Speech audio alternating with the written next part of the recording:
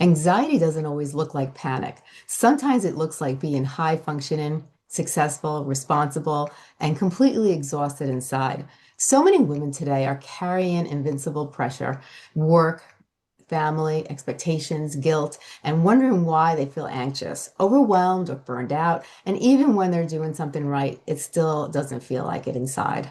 Today's conversation is going to be about anxiety, stress, and balance, not from a place of judgment, from understanding, and how therapy can become a powerful tool for clarity, relief, and self trust. Now, today we're going to learn a lot about this, and you're going to work away with something very valuable. But before we begin, make sure to follow The Advisor with Stacey Chillemi. And if this episode resonates, please share it with someone who needs permission to slow down and breathe. Now, my guest is Amalia, and she is an amazing therapist. She's a licensed therapist and the founder of Untangled Path Therapy.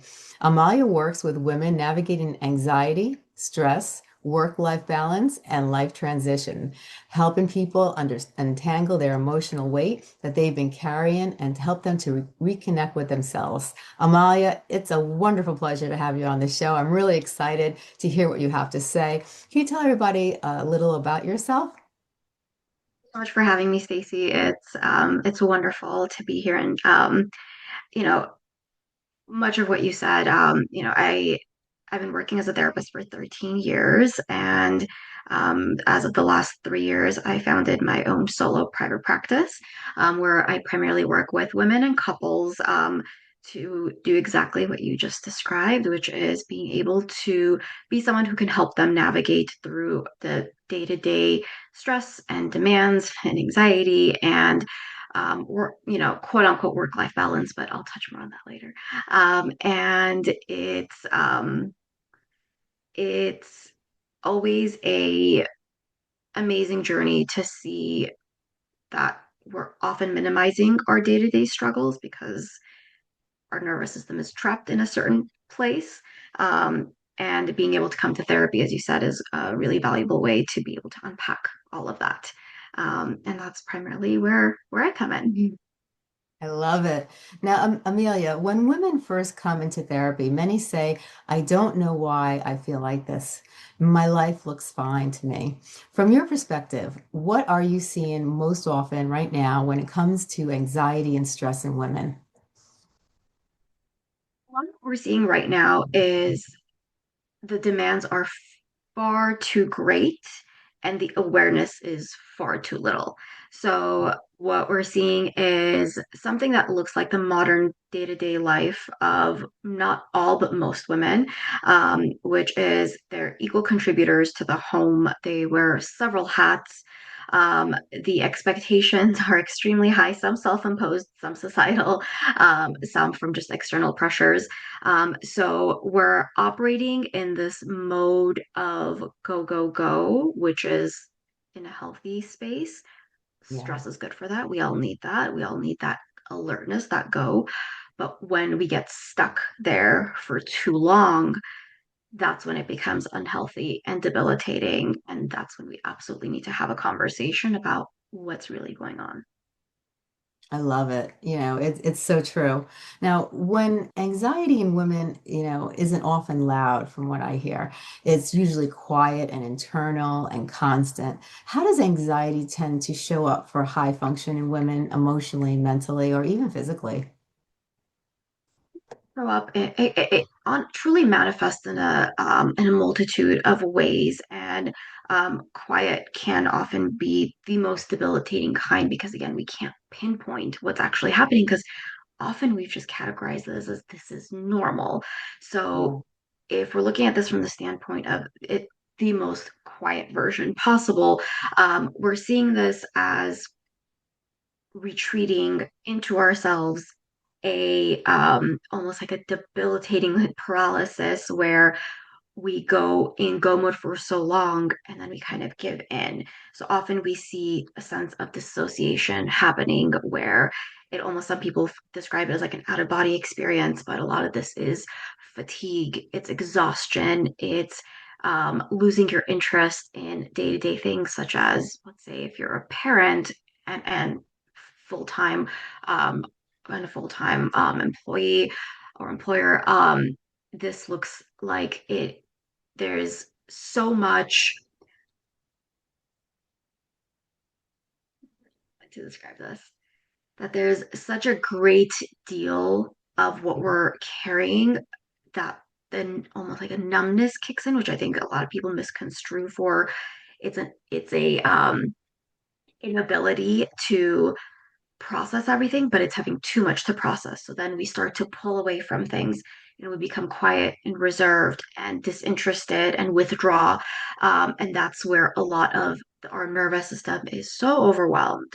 It's in that fight or flight mode where we become so withdrawn, quote unquote, numb, because it's not that there's too little to handle and we quote unquote are numb, it's that there's too much to handle. So we Yeah. are not able to process that all at Right. once.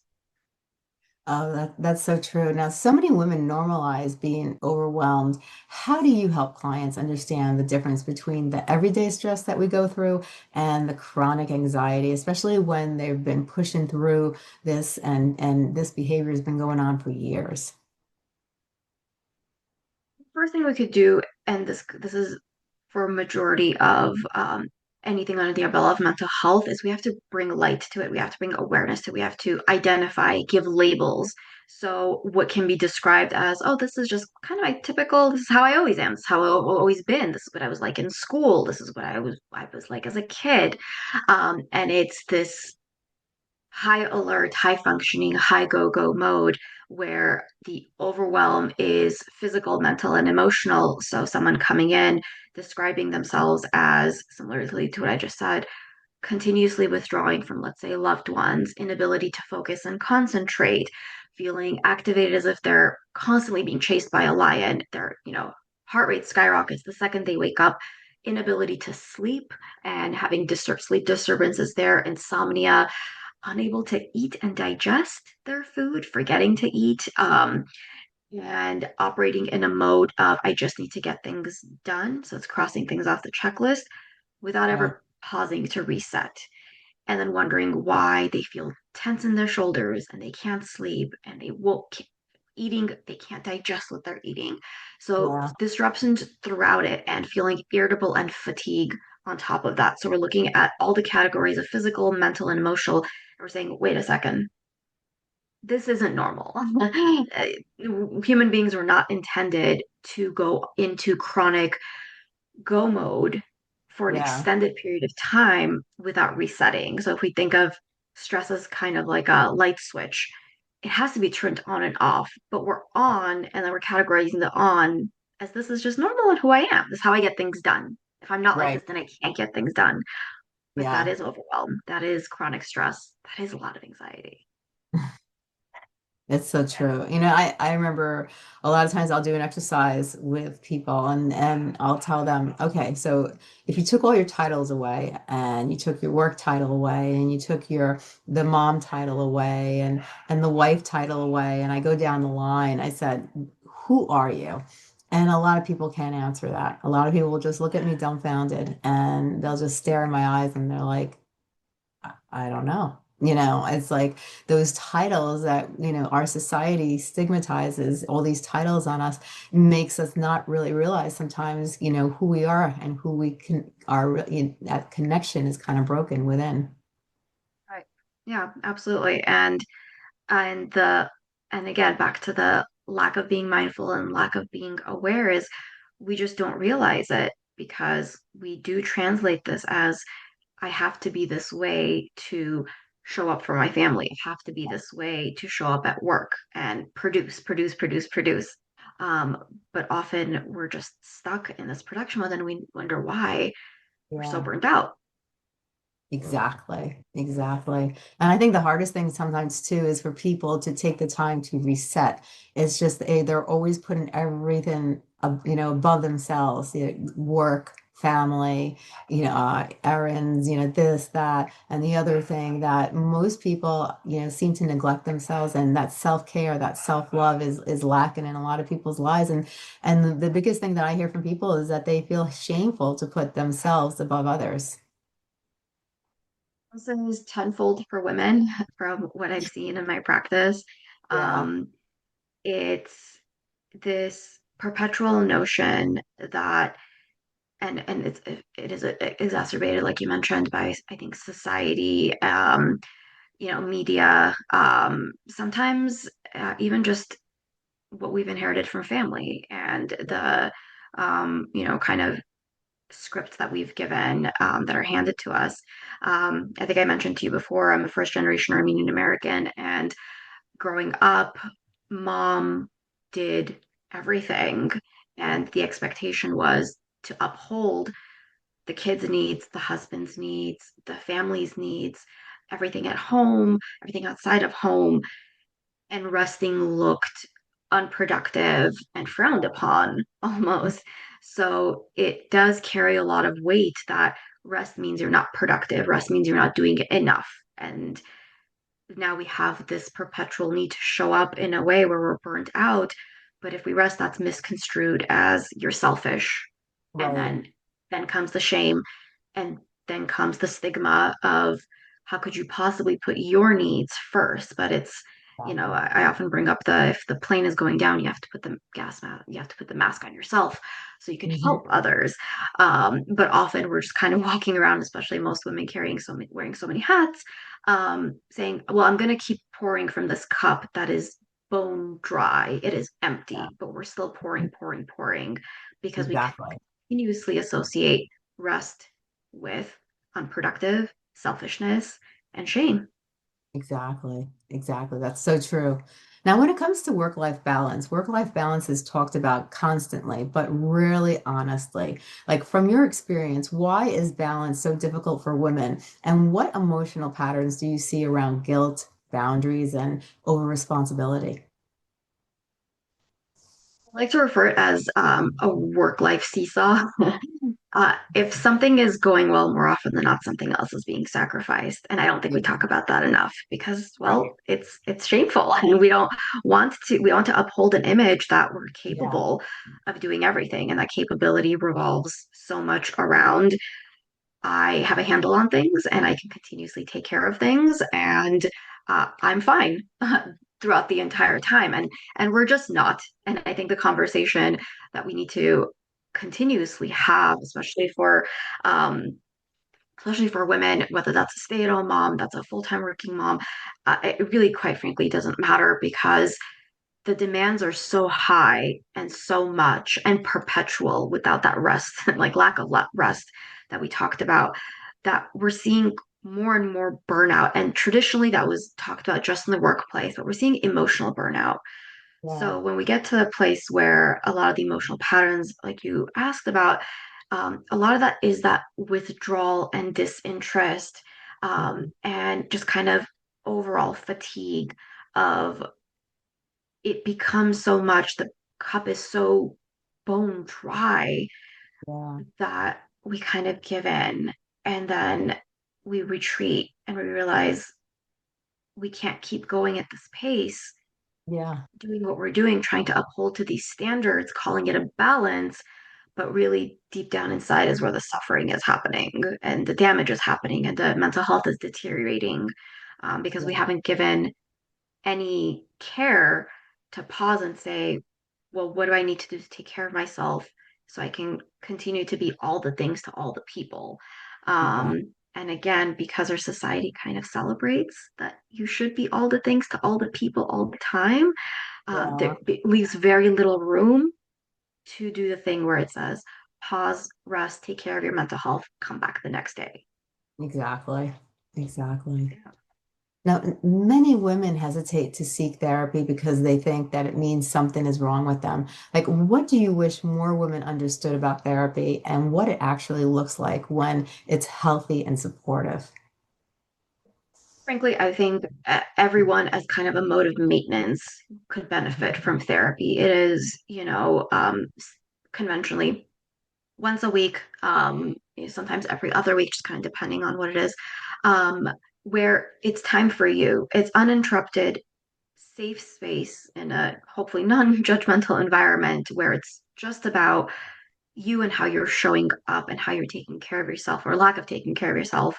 Yeah. Um, and discussing these very day-to-day stressors versus the kind of stigmatized notion of you have to hit the brink of the worst. You have to be Yeah. in crisis to seek out therapy because then you need it. If we could reframe that and recalibrate that entire notion to, well, why don't we take this as a preventative step and as a continuous maintenance, the same way you would take your car in on a regular basis for maintenance Yeah. versus waiting for all the tires to pop and slash and your engine's no longer running and the Yeah. gas tank, or it's more modern day, you're not charged, you haven't charged your car, your battery's on, Right. is on low. Why wait until the worst has happened to then say, now I need to do this? Let's look at it as a preventative measure and as something of maintenance to then say, I Yes. have to do this so I can keep doing all the rest of things. So Yeah. it's not a crisis thing. It's a, let's look at Right. it as a preventative measure. I love it. I love it. Now, anxiety often disconnects women from their intuition and their sense of self. How do you help women begin trusting themselves again, their needs, their limits, and their emotions? Um, with when we're looking at anxiety, so much of it is future oriented, and sometimes if we don't dwell on the past too much and we're overthinking it, sometimes past oriented. Um, if we're breaking down anxiety to its core, it's essentially it's a perceived threat. It's our nervous system saying there is a potential threat here. Right. And what we, looking back at our ancestors, a lot of that was, well, there's a lion chasing you and you need to run. So your fight or flight Right. mode is activated so you can Yeah. protect yourself. So it's have that awareness, react, protect. Right. Now, modern day's threat and what so many women are experiencing and, categorizing as I'm anxious, this is anxiety, is I'll get an email from my boss at Right. midnight and I'm too scared to open it because, and then we start thinking of, well, what if this? And then we catastrophize, and now our heart's racing, and now we're sweating, and now we can't sleep, and our stomach hurts, and we have gut issues because the Yeah. email has triggered this threat response that, again, back in the day would be the equivalent of a lion is chasing me. I need to go and I'm Yeah. worried now of what could potentially happen. So much of what we're seeing is modern day's version of what it looks like to, I need to rush home to get the food on the table. And what if I don't? And the kids are hungry and they're screaming and I'm opening the door to chaos. This is Yeah. modern day anxiety. I am worried. I am in the what if spiral. The stress mode is activated. I'm constantly scanning and I'm worried. I'm worried. It's fear. It's a threat.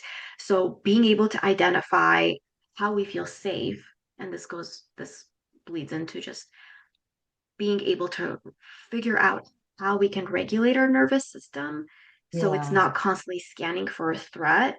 It Yeah. knows that it can address the threat and then come back to a sense of safety by figuring out here are the tools to regulate that and Yeah. using that on a daily basis, kind of what we talked about before, versus waiting for things to get at its worst. And now we have Right. chronic mental health issues. And then we address the fact that we need to figure out how to regulate our nervous systems more. Right. So many people, we all do it actually. We get into that mode where we start worrying about things that haven't even happened yet. And then we get so caught up that we really, like you said, we get into that flight or fight mode and your whole body, your stomach, everything starts to get, really crazy. And if you see yourself, if you're aware that that's happening, is there anything that you could do at home, a technique or something? Before you speak with your therapist that calm you down, get to that level of calmness where you could be rational. Absolutely. So much of regulating your nervous system is recognizing how do I feel how do I feel rest? How do I feel safe? It always goes Yeah, back to safety. I think there's a common misconception that you always have to walk around feeling regulated. That's not true. right, Dysregulation is an adaptive response, and the purpose is to figure out how to have a sense of flexibility to recognize first awareness, what's going on with me, and then right, incorporate tools, very simple Do it at home, do it in your car, do it at work, wherever it is, do it right before bedtime. To be able to incorporate to say, okay, I feel safe and I know how to come back to this now that I've kind of done scanning and being alert and being in go mode. So very simple techniques, and I'll provide two that can be, again, kind of done anywhere and anyone can do it. Um, because everything comes back to a sense of safety. And when we feel anxious, we have an inability to take in oxygen as much as we need. So we have shortness of breath. I'm sure you've experienced it yourself where it kind of becomes hard to breathe. You almost forget to breathe when you're Yeah. anxious. Mhm. So we come back to breath work a lot. It's highly, highly underrated. And being able to properly breathe. So something you can Yeah. do is called box breathing. So if you feel like your heart rate is skyrocketing, maybe you're sweating, your shoulders are tense, they're up here. Um, Yeah. when you know you're activated and you need to come back and be flexible and tell your body, I'm safe, I'm okay. Lion's not chasing you. It's just an email from your boss. You Yeah. can do it. You've done it before. You've opened that email. What we do is we take 4 breaths in, deep inhale through your nose, hold it for 4 seconds, exhale out, hold it for 4 seconds, and you repeat this 4 times. And you kind of visualize, and you can look at something in the shape of a box in front of you, like a picture frame, television, whatever it is. Or you can just imagine you're drawing 4 sides to the square. So it's inhale for 4, hold for 4 seconds, exhale for 4. And what this does is this regulates your breathing Yeah. to signal that I'm okay. There's nothing's on fire. The Yeah. car alarm is off. We're okay.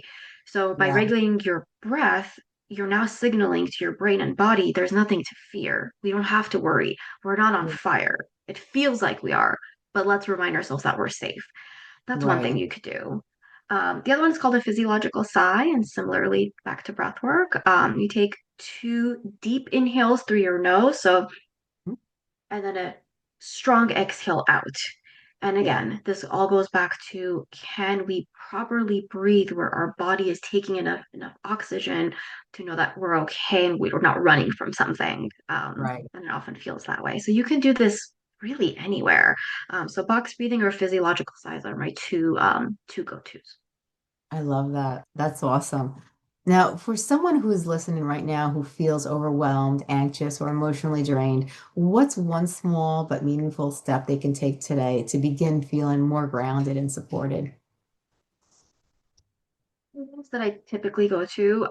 One is learn how to breathe properly. So if you can figure out how to get enough oxygen in and breathe, and that in and of itself helps ground yourself. Um, the other one is move your body. We need movement and nothing fancy. 5 minute walk outside. That's one of the most beneficial ways of regulating your nervous system is some sort of movement, some sort of exercise. You could lift, you could do Pilates, you could do yoga, you could just go on a brisk 5 minute walk, Yeah. but that helps move everything through your body that you're carrying, especially that sense of tension. I heard a um, psychologist describe movement as kind of nature's anti-anxiety drug, and there's so much truth to that. So Yeah. if there is one thing that I could encourage, two, if we're looking at the breath work, again, nothing fancy, any simple pal- palpable, just something that is so tangible um, and easy. And movement would be the other one. So breath work and movement would be the two necessities. Really, I wouldn't sacrifice one or the other, quite honestly. I love that. That's great advice. Now, Amelia, what stands, out to me from this conversation is that anxiety isn't personal. It's not a personal failure. It's communication. When women learn to listen instead of judge themselves, everything seems to begin to shift. What do you think? Absolutely. Again, so much of what is kind of to our detriment is not realizing, not being aware, not being mindful of what's going on. Yeah. A modality that I continuously turn to is acceptance and commitment therapy, and so much of ACT is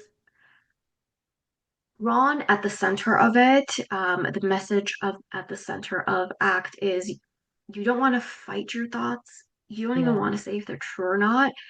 You Yeah. want to accept your thoughts and feelings Mm-hmm. and create a sense of flexibility to where you can say, I see this, Yeah. I hear this. So Mm-hmm. this kind of sounds like this is anxiety talking. I am Yeah. aware of this. More often than not, our thoughts aren't true to begin with. We like to Yeah. believe that it is, but our thoughts come and go. So if we Mm-hmm. can recognize, okay, I see it, I can observe this. This is anxiety. Give it a name. So name it. This is fear talking. This is anxiety talking. And then being able to neutralize that, say, is this a helpful thought? If it's not a helpful Right. thought, why are we entertaining it? And you go back to grounding yourself to where you are in the present moment. So go back to what you were doing, go back to what was taking place. We miss so much of what's happening in our day-to-day lives because we're so consumed with our thoughts. We get hooked onto it, Yeah. call it fact, and then operating that way. And now we're stuck in this spiral of anxiety of I had this thought, I'm hooked onto it. It must be true. And now we're in this place of crisis that we've self imposed, we've created Yeah. ourselves. So, if at the very least we could just acknowledge that sometimes you're just having a thought and not all of them are true, we could Yeah. non judgmentally observe it, come back to what we were doing, Mm-hmm. give it that name like, oh, this is just anxiety talking again. I'm going to be okay. Yeah. Very simple, very straightforward. It's just a matter of like strengthening any muscle, it just requires practice. I love that. Now, if this episode resonated with you, I want people to remember to follow the advisor with Stacey Chillemi and leave a 5-star review and share it with someone who needs reassurance and know that they're not alone, that there is support available. Now, can you share with everybody what the support you provide to people who are going through anxiety or going through different areas of their life where it's these obstacles are really interfering with their day-to-day life, and it's really getting hard for them to move forward in life because of this. What services do you provide? So I provide both individual and couples therapy. It's primarily talk therapy, and the modalities that are provided are completely tailored to exactly what's taking place, what the client is presenting with. So both in person and virtual, I meet with my clients and provide psychotherapy. I love psychotherapy. I think the one thing I love about psychotherapy is that other than just regular therapy, 90% of our emotions are stored in our subconscious. And that sometimes we don't even realize that we have emotions going all the way back from our childhood that have not healed. And we have them stored in our subconscious. And then even in our adulthood, someone could say something to you that's just nothing rude, nothing mean, but it triggers a phrase, it triggers a memory from your past that you're not even aware of because it's so repressed in your subconscious. And when you are able to go to a psychotherapist, my opinion is that they help you bring that 90% of your subconscious, that certain areas that you are having difficult with, they help you recognize those areas, and then you can work on the healing process and then resolve through the healing process, and then it's really a step forward. And I've been to therapy, and I love psychotherapy because I feel that it's not you that are just giving the answers. You're going into the subconscious, and for me, I feel that's very powerful. Now, for anyone who doesn't know the difference between regular therapy and psychotherapy, can you explain to them the difference between the two? So psychotherapy is, as you described, it's being able to bring to the forefront what's, often been repressed, what we haven't discussed, what we haven't worked through, what we haven't healed. A lot of that is looking at childhood trauma, anything that really hasn't had time to even work through your body. We store so much of that in our body. So being able to wor- discuss that, to unpack that, to take something that feels so tangled and to untangle that is so much of the work that is done. So it's you know it's commendable work, and it requires a lot of vulnerability, and it requires a lot of courage to be able to do that. But that healing process really begins when we bring so much of the what is stored, what we're sometimes unaware of, to the forefront, really take a look at it, and then be able to provide practical tools. Now, there's a variety of other types of therapy. So, what I would suggest would be the most important is really look to see what it is that you need. Some people need hypnotherapy, and that's what going to speak to them. Some people, if the primary struggle is trauma work, EMDR is something that is very specialized, and that would be the right place and the right modality and the right approach for them. So it's going to be really important to figure out what it is that you need to pursue the right type of therapy for you. Now, do you focus on that one type of therapy, or do you focus on more than one therapy? I primarily focus on psychotherapy and then bringing in a variety of modalities that fit the client best. So that could be psychodynamic work, that could be CBT, cognitive behavioral therapy, ACT, acceptance commitment therapy. For couples, a lot of the Gottman method that's implemented. So it really just depends on who the client is in front of me. Now, where can people find you? So my website is a great place, untangledpaththerapy.com. My social media handle on Instagram and TikTok is Amalia Talks Therapy, and that's Amalia with um, it's a space in between, so it's Amalia Talks Therapy. And those are the two primary places. I'm also on Psychology Today. You just type in my name and you'll find me there too. But my website and social media, I'm easiest way to find me there. I love it. Now, before we go, if there's one truth that you want women listening to remember after today, what is it? Suffering is two things. One, not alone. Um, you're never as alone as you think you are. And two, it is absolutely, absolutely not only preventable, but worthwhile to heal through. So it is sometimes just a matter of saying, now it's time for me to be able to show up for you and to get the help that you need so you don't have to continue to have that be the only option there is in Right. life. I love that. I love that. Now, before we go, is there anything else you'd like to add to the conversation? Um, no, Okay. I don't have much else. I think we covered everything. I think, I am so grateful that you came on the show today. I think you provided such wonderful information.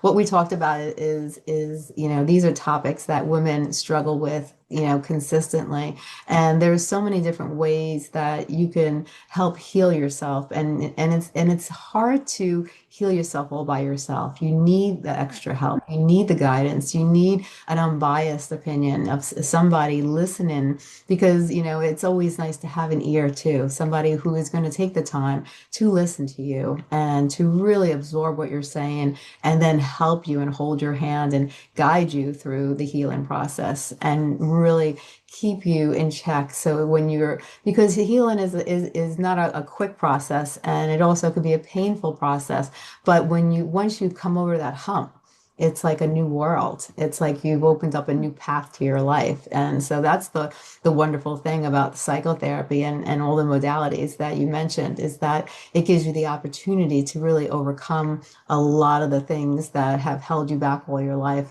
and really start a new life, a new beginning for yourself. So I'm so glad that you came on the show to share all this valuable information. And I also thank you for what you're doing and helping so many women out there who are struggling because so many women struggle and so many women are afraid to get help or they don't know where to go. Now, you said also they could probably do a Zoom also. If they go to your website, they can schedule a Zoom and do a Zoom call with you as well. Absolutely.